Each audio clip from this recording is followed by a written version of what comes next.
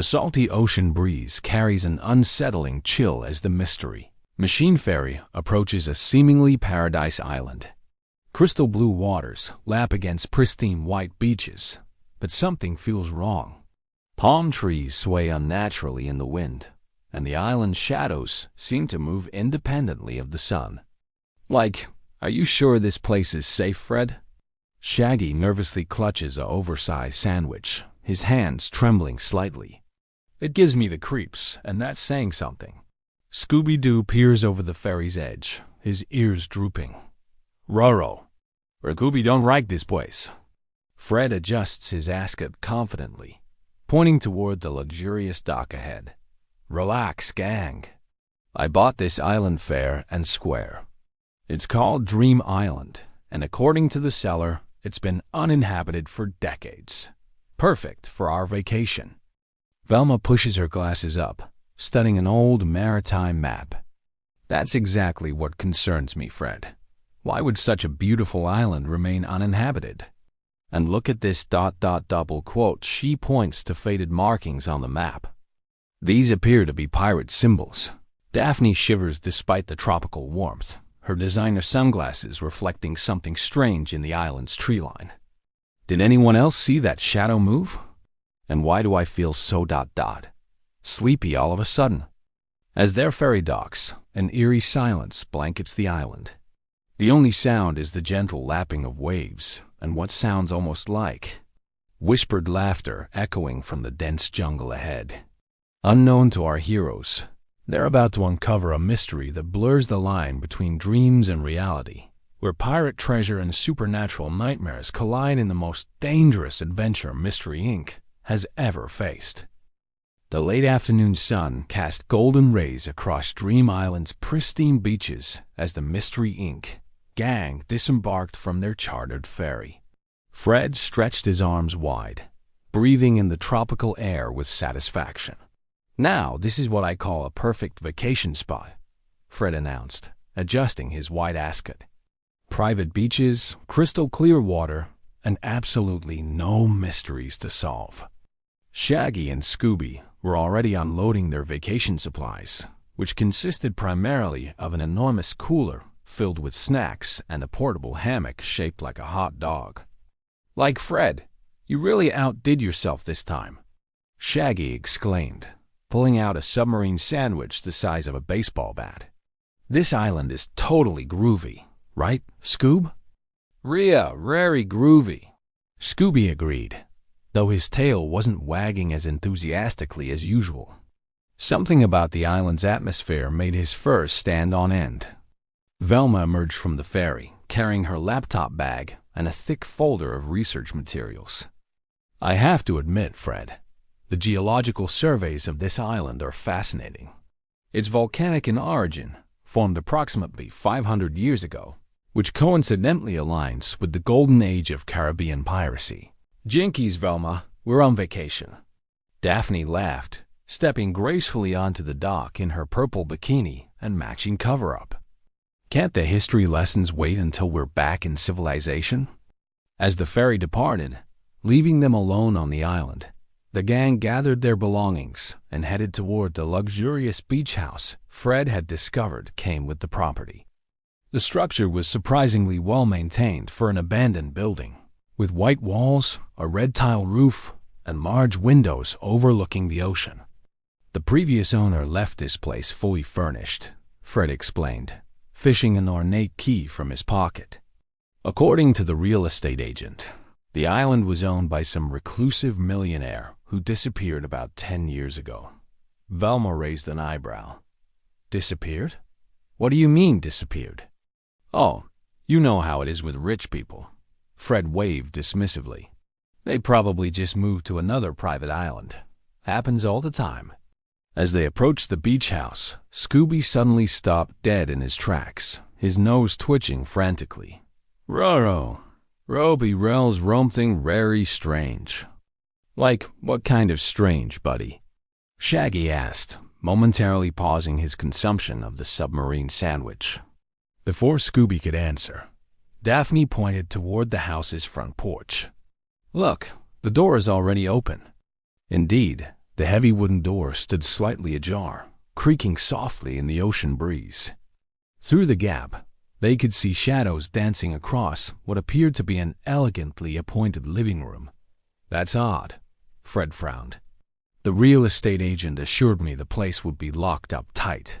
Velma adjusted her glasses, her analytical mind already working. "Fred, I think we need to consider the possibility that we're not alone on this island. Like, maybe the previous owner left a caretaker," Shaggy suggested hopefully. "You know, someone friendly who makes really good snacks. Roar, maybe a host," Scooby added, his optimism returning slightly. As they cautiously approached the open door, a strange sweet scent wafted from within the house, like jasmine mixed with something else, something they couldn't quite identify. The smell was intoxicating, making them all feel unusually drowsy. "Is it just me, or does everyone else feel like they could take a really long nap right about now?" Daphne yawned, covering her mouth with her hand. "Like, now that you mention it, ... Shaggy's eyelids were growing heavy, and even his sandwich seemed less appealing. Fred pushed the door open wider, revealing a spacious living room decorated with antique furniture, maritime paintings, and curious artifacts that looked distinctly pirate-themed. A grandfather clock in the corner chimed 5 times, though Fred's watch clearly showed it was past 6 in the evening. "Welcome to Dream Island," Velma read from an ornate plaque hanging above the fireplace. "Where your deepest desires become reality." Like, that sounds totally awesome. Shaggy perked up. "Maybe I'll dream about an all-you-can-eat buffet." "Ran Ruby Racks," Scooby added excitedly. But Velma's expression was troubled. She'd noticed something else about the plaque. Below the welcoming message, in much smaller text, were the words, "Sweet dreams. May you never wake up." As they settled their luggage in the luxurious bedrooms, none of them noticed the portrait hanging in the hallway, a painting of a bearded pirate captain whose eyes seemed to follow their every movement, and whose cruel smile suggested he was very much looking forward to their first night on Dream Island. That evening, as the tropical sunset painted the sky in brilliant oranges and purples, the gang gathered on the beach house's spacious deck for dinner. Fred had fired up the built-in barbecue grill, while Daphne set an elegant table with the fine china they'd found in the house's well-stocked cabinets. "I have to hand it to you, Fred," Daphne said, arranging tropical flowers she'd picked from the garden as a centerpiece. "This place really is paradise. I could get used to this lifestyle." Velma, however, remained absorbed in her research, her laptop glowing in the gathering dusk. "I've been researching the island's history, and it's quite fascinating. This area was a known pirate haven in the 1600s. Captain Jeremiah Wickham, also known as Dream Reaper, supposedly buried his treasure somewhere on this very island." "Like Dream Reaper?" Shaggy gulped, pausing mid-bite of his perfectly grilled burger. "That doesn't sound like a very friendly pirate name." "Very unfriendly," Scooby agreed, hiding behind Shaggy's chair. Fred flipped another burger with confidence. "Come on, guys. That's just old superstition. Pirates were just people trying to make a living, albeit illegally. Besides, even if there was treasure here, that would just make our vacation more exciting." Velma continued reading from her screen.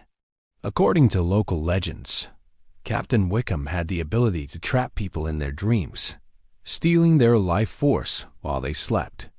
Ships would find crews dead in their bunks, all wearing peaceful expressions as if they died in their sleep. "Jinkies, Velma," Daphne shuddered. "That's giving me goosebumps. Can we talk about something more pleasant?" As if responding to her request, a gentle melody began drifting across the beach. The sound was hypnotic, like a lullaby played on invisible wind chimes, making everyone feel increasingly drowsy despite the early hour. Like, is it just me? Or is that music making anyone else super sleepy? Shaggy yawned widely, his eyelids drooping. "Very sleepy," Scooby nodded, already curling up on his beach chair. Fred tried to shake off the drowsiness. "Maybe we should call it an early night." All that fresh ocean air can be pretty exhausting. Within an hour, all 5 friends had retreated to their respective bedrooms. The beach house had been designed with privacy in mind. Each room was in a different wing, separated by long hallways lined with maritime antiques and paintings. Velma, being naturally cautious, had decided to stay awake a bit longer to continue her research. She'd discovered something troubling. Every previous owner of the island had disappeared under mysterious circumstances, always after the first night of staying in the beach house. This can't be a coincidence, she muttered to herself, adjusting her glasses as she scrolled through old newspaper articles. 5 different owners, all gone without a trace, all after their first night here. But despite her determination to stay alert, the strange lullaby music seemed to seep through the walls, and soon even Velma's analytical mind succumbed to an irresistible urge to sleep. In Fred's room, decorated with nautical charts and ship wheels, he found himself dreaming of sailing grand adventures. But his dream ship kept changing course against his will, heading toward a mysterious fog bank where shadowy figures waited with glowing eyes. Daphne's dreams started pleasantly enough. She was at a glamorous party in a beautiful ballroom. But gradually, the other party guests revealed themselves to be skeletal pirates, their formal wear rotting away as they danced her in circles, never letting her leave the dance floor. In the room they shared, Shaggy and Scooby's dreams were particularly vivid. They found themselves in what appeared to be the world's greatest kitchen, surrounded by every food imaginable. But when they tried to eat, the sandwiches turned to sand, the ice cream became salt water, and a sinister laugh echoed from somewhere they couldn't see. "Like Scoob, why can't I taste anything?" Dream Shaggy asked his best friend. "We don't know, Raggy." "Everything tastes right. Dream Scooby struggled to find the words. That's when they saw him, a tall figure in a tricorn hat and flowing coat, his face hidden in shadow except for his gleaming gold teeth. Captain Jeremy Wickham, the Dream Reaper, stepped from the shadows of their dream kitchen. "Welcome to my island, little puppies." The pirate captain's voice was like grinding glass. "I've been so lonely these past few years." The last visitors didn't last very long at all. Who are you, man?" Dream Shaggy stammered, backing away from the approaching figure. "I am your host, your final host. This island is my domain, and your dreams are my treasure now. Sleep well, young ones. Sleep forever." Suddenly, both Shaggy and Scooby jolted awake in their beds, hearts pounding and drenched in cold sweat despite the tropical warmth. "Scoob, did you have the same nightmare I did?" Shaggy whispered in the darkness. "With the pirate and the rotten food?" Scooby whimpered. Before they could discuss it further, they heard screaming from down the hallway.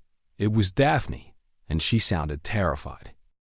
The gang rushed to Daphne's room, finding her sitting up in bed, shaking and pale in the moonlight streaming through her window.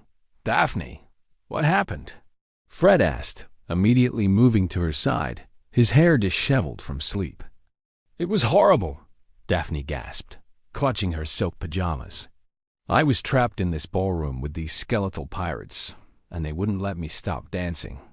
Their eyes were glowing gold, and they kept whispering about keeping me forever." Velma entered the room, fully dressed and carrying her laptop. "I never actually fell asleep. I've been researching all night, and I think we're dealing with something much more serious than a simple vacation rental." "No kidding," Shaggy exclaimed. "Scooby and I just had the worst nightmare ever. This creepy pirate dude said he was going to trap us in our dreams forever." "Very creepy pirate," Scooby confirmed, still trembling. Fred ran his hands through his hair, trying to make sense of the situation. "Okay, so we all had bad dreams.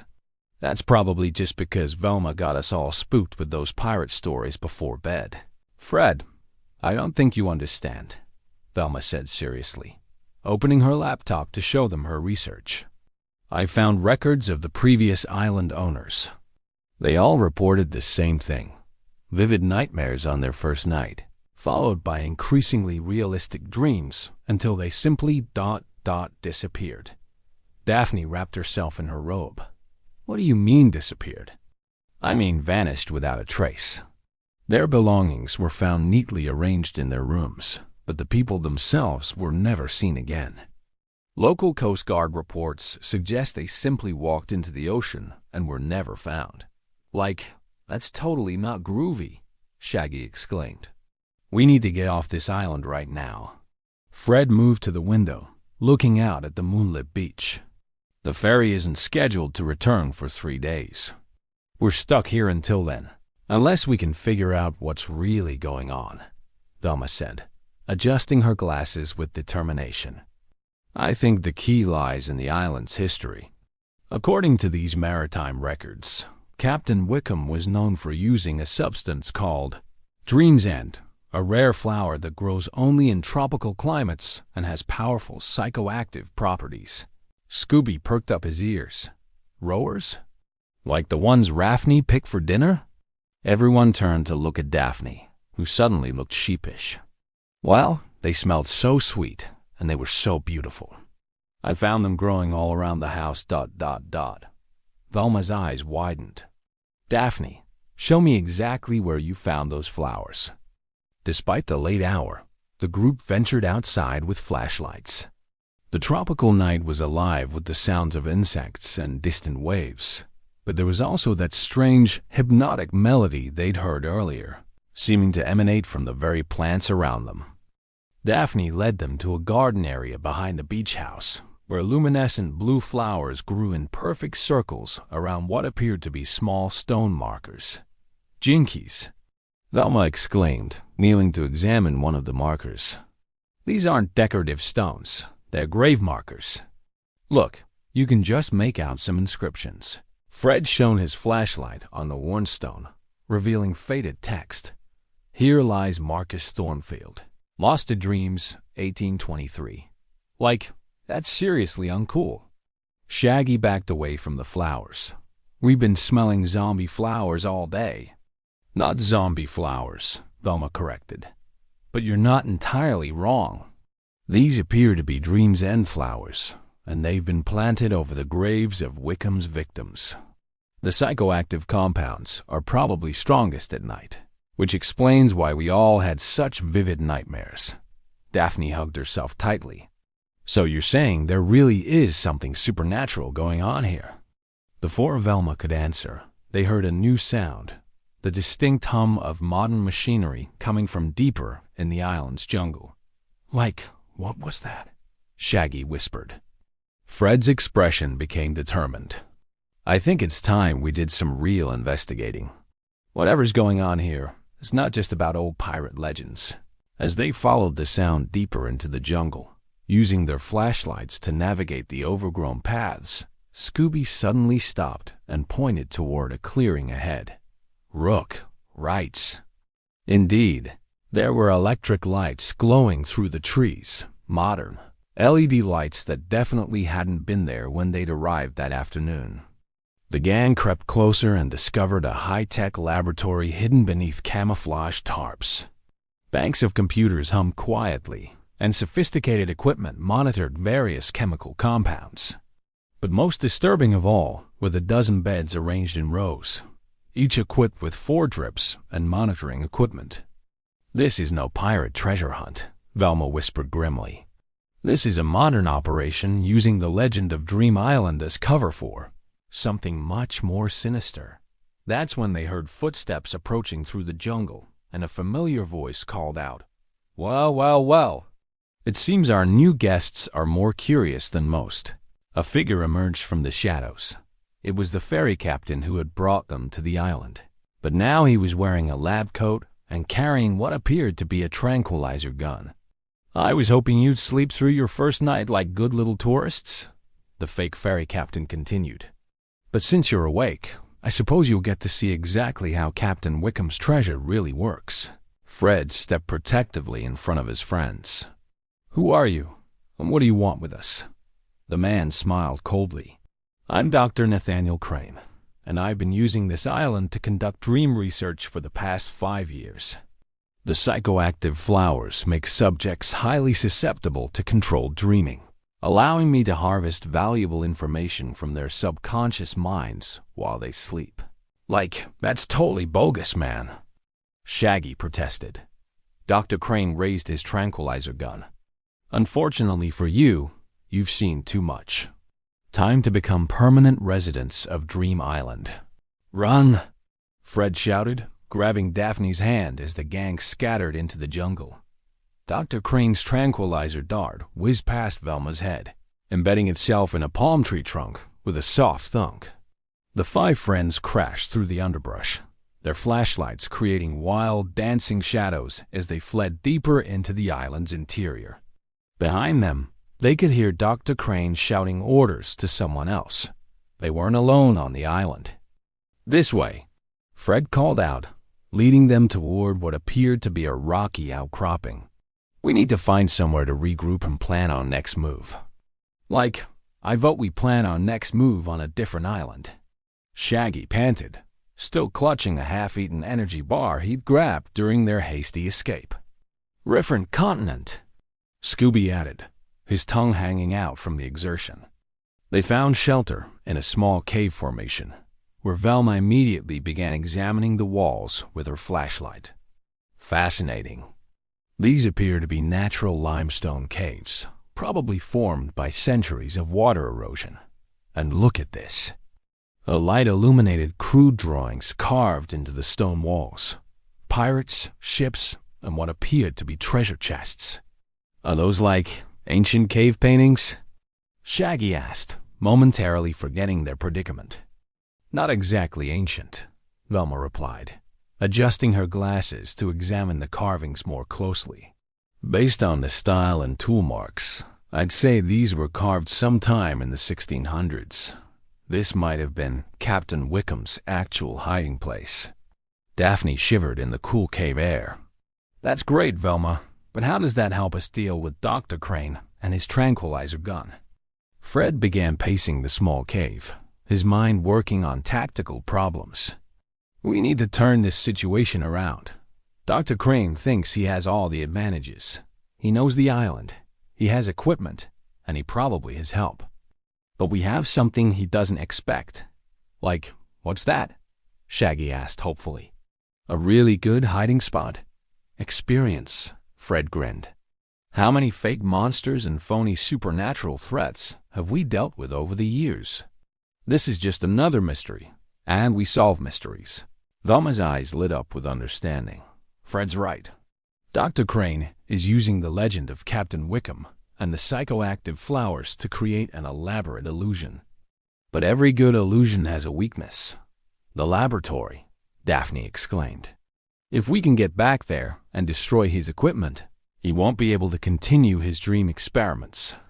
Like, that sounds really dangerous, Shaggy worried. What if he catches us?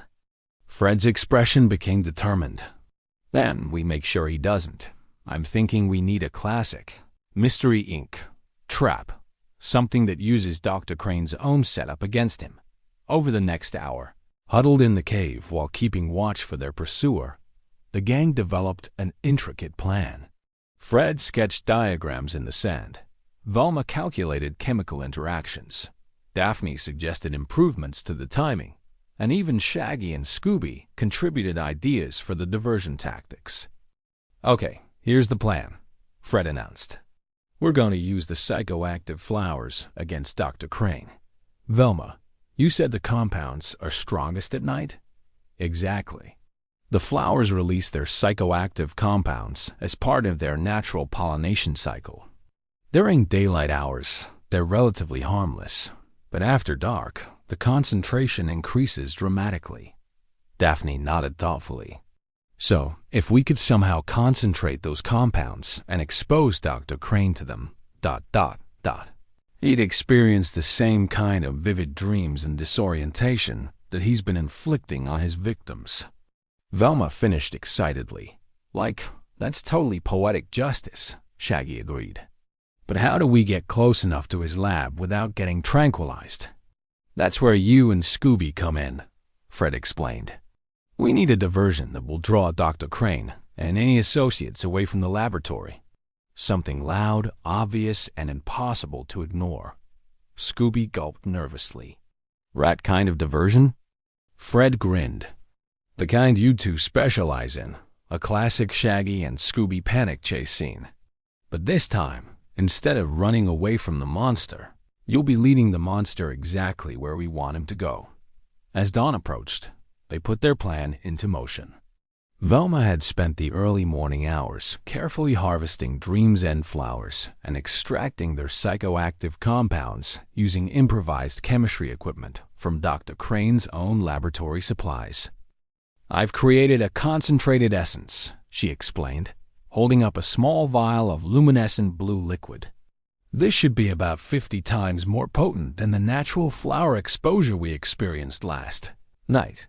Daphne had prepared a network of tripwires and pulley systems throughout the jungle paths leading to the laboratory, using her knowledge of fashion design and fabric tension to create nearly invisible traps.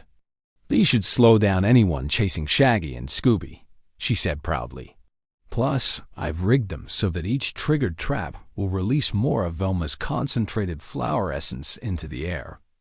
Meanwhile, Fred had discovered something interesting in his exploration of the cave system, a network of tunnels that connected to natural vents throughout the island, including one that opened directly into Dr. Crane's hidden laboratory.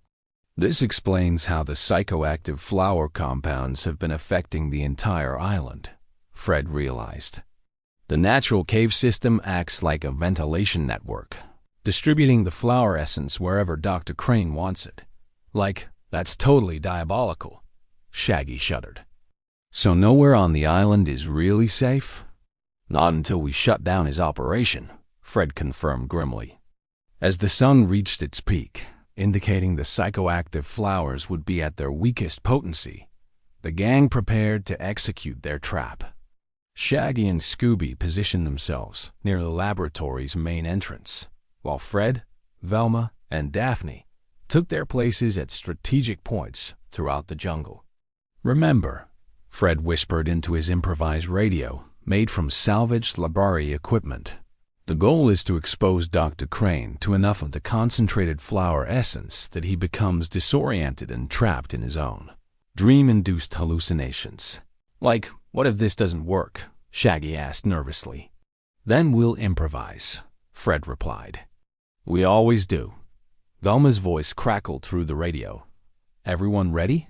Shaggy, Scooby, you're on in 3 ...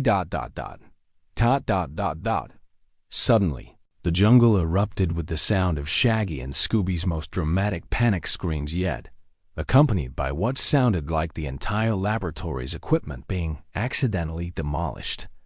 "Help! The ghost of Captain Wickham is totally real, and he's really mad about you as finding his treasure. Rah! Rickham is rare!"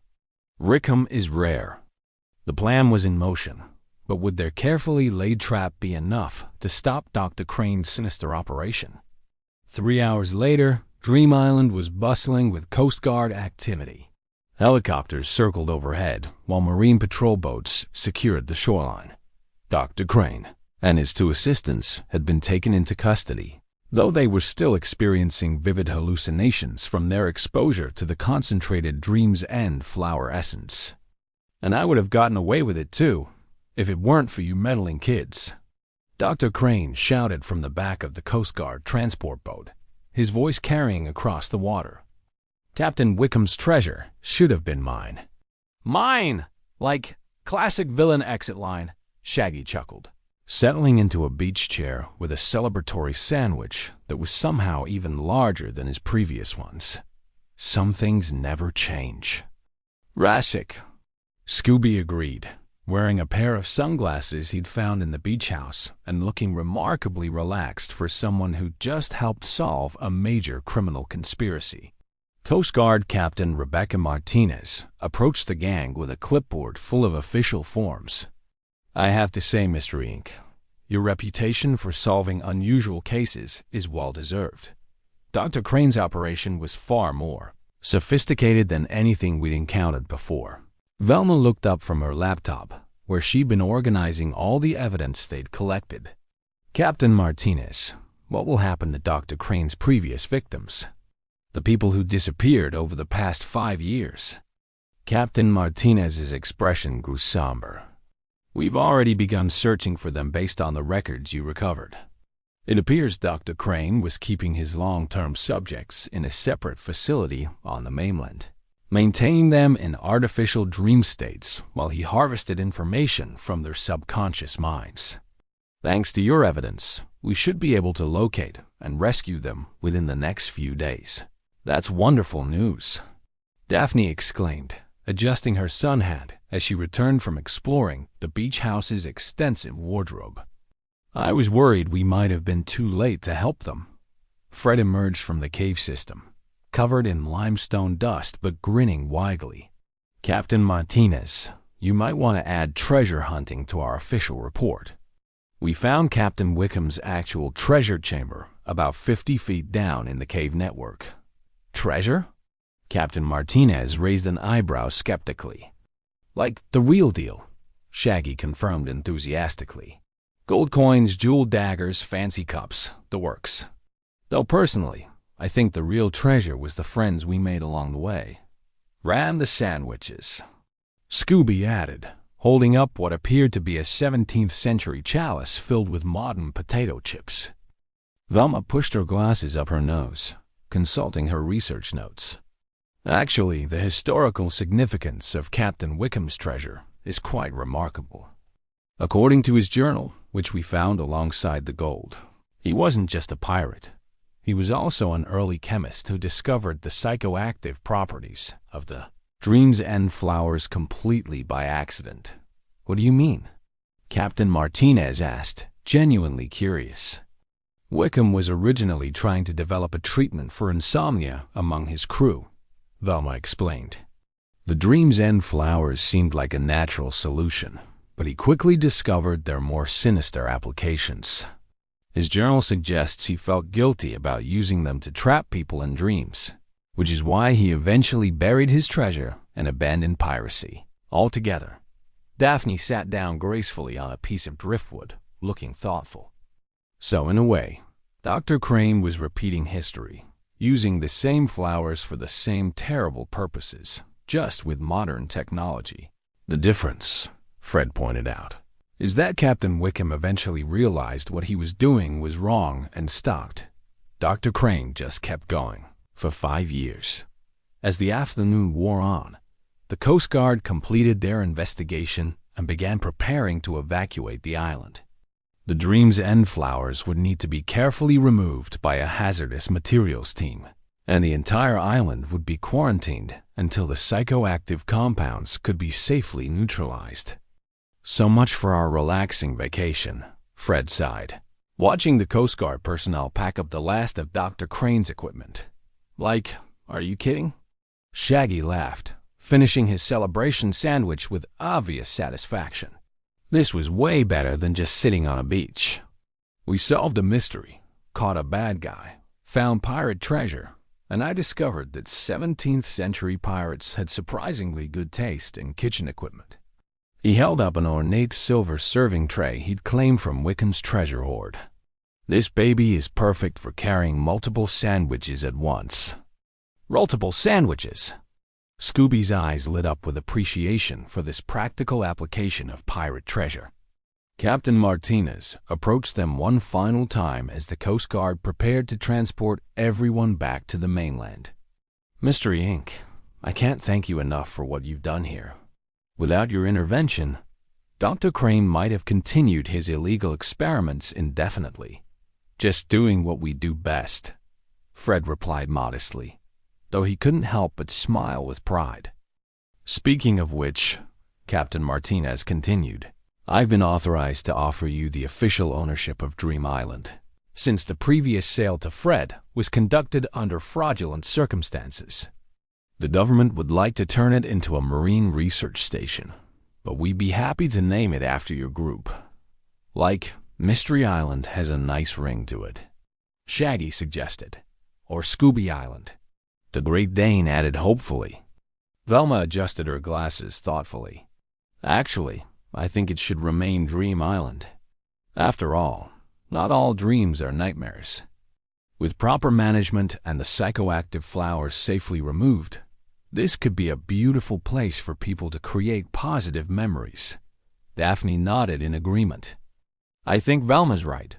This island has seen enough darkness. It's time for it to be associated with good dreams instead of bad ones. As their rescue helicopter lifted off from the beach, carrying them away from Dream Island, the gang looked back at the tropical paradise they'd helped liberate from its sinister secret. You know, Fred mused, I'm actually looking forward to our next mystery. This vacation made me realize how much I missed the thrill of solving puzzles and helping people. As long as the next mystery involves less psychoactive flowers and more normal food, I'm totally up for it, Shaggy declared. And no more creepy doctors, Scooby added. Daphne laughed, her red hair flowing in the helicopter's wind. Something tells me our next adventure will be completely different. It always is with Mystery Inc. Velma was already researching their next destination on her laptop. Well, we do have that invitation to investigate the supposedly haunted amusement park in Ohio. The owners claim their roller coaster is being operated by the ghost of its deceased designer. Like a haunted roller coaster? Shaggy's eyes widened. That actually sounds kind of awesome, as long as they have good snack bars. Rube's snack bars, Scooby agreed enthusiastically. Fred grinned, his ascot fluttering in the helicopter breeze. Mystery Inc. is back in business. Next stop, Ohio. As their helicopter disappeared into the sunset, Dream Island stood peaceful and serene below them. The psychoactive flowers swayed gently in the ocean breeze, their luminescent blue petals no longer a threat but simply a beautiful part of the tropical landscape. And somewhere in the cave system below, Captain Wickham's treasure waited for future adventurers, along with his journal's final entry, which Velma had chosen not to share with the others. May those who find this treasure use it more wisely than I did. The greatest treasure is not gold or silver, but the friendship and trust of good companions. Sweet dreams to all who follow. The mystery of Dream Island was solved, but for Mystery Inc., it was just another day at the office and another step toward their next great adventure.